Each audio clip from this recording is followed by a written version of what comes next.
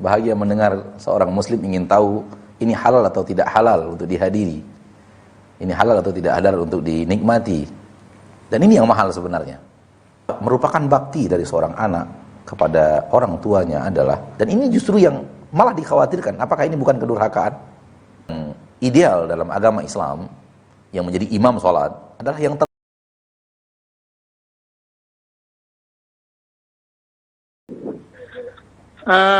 Begini Mbak, ini mau Assalamualaikum Pak Ustaz. Waalaikumsalam warahmatullahi wabarakatuh. Ini saya mau tanya. Nah. Kan ini kan besok hari Rabu kan ada pencoblosan pilihan lurah di tempat saya yang sekaligus itu calonnya itu tetangga saya. Kan malam ini ada istilahnya makan-makan lah. Apa kita sebagai warga boleh menghadiri Pak Ustaz? Apa kalau makan-makan termasuk menyogok atau gimana Pak hukumnya? Masya Allah. Itu aja Pak Ustaz. Terima kasih. Assalamualaikum. Assalamualaikum warahmatullahi wabarakatuh. Bahagia mendengar seorang muslim ingin tahu ini halal atau tidak halal untuk dihadiri. Ini halal atau tidak halal untuk dinikmati. Dan ini yang mahal sebenarnya. Ini yang mahal. Karena sebagian orang yang penting dapat. Dia tidak perlu hukumnya. Dan kemudian dia tidak mau bertanya kepada orang lain yang lebih berilmu darinya. Kemudian dia membuat alasan sesuai dengan alasan yang dia miliki. Mahal sebenarnya, apa yang antum lakukan ini mahal. Yaitu antum ingin tahu halal dan haramnya sesuatu yang antum kerjakan. Antum ingin tahu apakah ini secara syariat diizinkan atau tidak diizinkan. Dan alangkah banyaknya manusia yang tidak peduli kepada itu sekarang ini. Di negeri yang kita cintai ini banyak sekali orang tidak peduli kepada kehalalan atau keharaman yang dia kerjakan. Wallahu ta'ala ala wa a'lam bisawab. Kalau memang itu dalam rangka mengangkat atau dalam rangka meminta kepemimpinan, maka meminta kepemimpinan tidak dianjurkan dalam agama Islam. Meminta kepemimpinan tidak dianjurkan dalam agama Islam. Meminta jabatan tidak dianjurkan dalam agama Islam. Agama yang kita cintai ini, agama yang Allah turunkan kepada kita di permukaan bumi, yang diajarkan Nabi SAW, tidak mencintai dan tidak menyukai orang yang mencari jabatan untuk dirinya. Wallahu a'lam. Jadi sifat ini sebenarnya bukan sifat yang terpuji dalam agama Islam. Namun untuk mengatakan haram sesuatu makanan yang dia siapkan lalu bapak memakannya, saya juga tidak bisa mengatakan ada haramnya di sana. Ya, wallahu a'lam. Namun ini sesuatu yang tidak terpuji, itu saja. Wallahu a'lam bishawab. Nah. Assalamualaikum Ustaz. Waalaikumsalam warahmatullahi wabarakatuh. Saya hamba Allah dari Sukabumi. Saya mau bertanya. Maaf Ustaz, kadang ibu saya itu suka bicara yang jelek tentang orang lain. Saya sebagai anak hanya diam dan tidak menanggapinya karena takut ghibah. Saya juga tidak berani untuk menegur ibu saya. Berdosakah saya Ustaz dengan diam itu Ustaz? Baik. Merupakan bakti dari seorang anak kepada orang tuanya adalah memberikan nasihat dengan akhlak yang mulia. Itu merupakan bakti bagi anak kepada orang tuanya.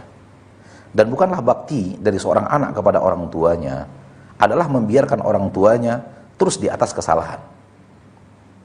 Bukan bakti namanya ketika kita membiarkan orang tua kita terus di atas hal yang dimurkai Allah Subhanahu wa ta'ala. Ini bukan rasa sungkan kepada orang tua. Ini rasa lemah dalam memberikan yang terbaik untuk orang tua kita. Ini bukan rasa malu. Ini rasa ketidakberdayaan. Dan beda antara malu dengan ketidakberdayaan. Beda antara tidak mampu, beda dengan antara tidak mampu dengan sungkan. Dan ini ketidakmampuan, ketidakberdayaan, kelemahan, di mana suara kebenaran tidak kita suarakan kepada ayah dan ibu kita.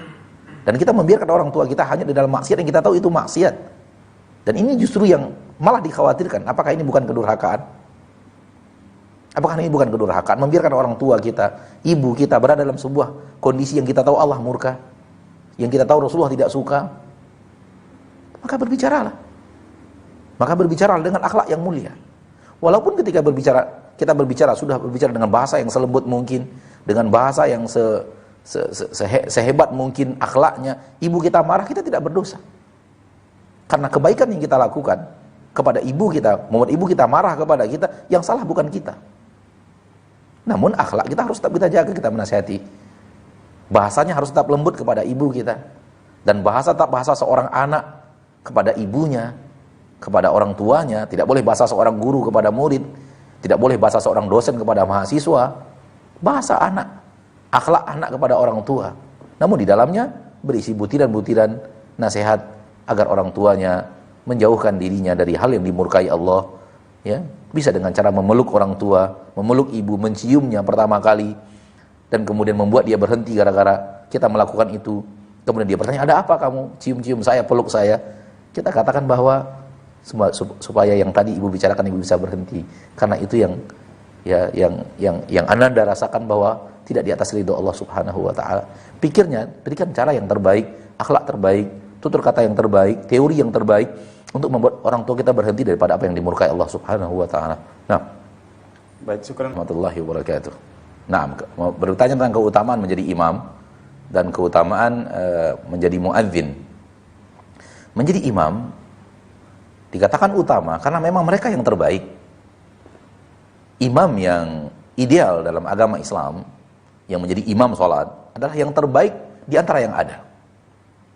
Oleh karena itu ketika yang terbaik adalah Nabi Muhammad SAW, Nabi Muhammad menjadi imam. Kemudian ketika yang terbaik setelah Nabi Muhammad tiada Abu Bakar yang menjadi imam sholat. Kemudian yang terbaik setelah Abu Bakar meninggal dunia adalah Umar yang menjadi imam sholat. Jadi dikarenakan kemuliaan yang ada pada mereka, maka mereka berhak memimpin sholat kaum muslimin menghadap Allah. Ini imam yang ideal dalam agama kita yang kita cintai ini, yang kita sadar secara sadarnya bahwa di zaman kita sekarang ideal ini sudah hilang, kecuali di beberapa masjid saja yang tinggal mengamalkan hal-hal yang seperti itu. Dan biasanya masjid-masjid yang komitmen kepada sunnah Nabi tercinta SAW, mulai dari pengurusnya sampai kepada jamaah-jamaahnya.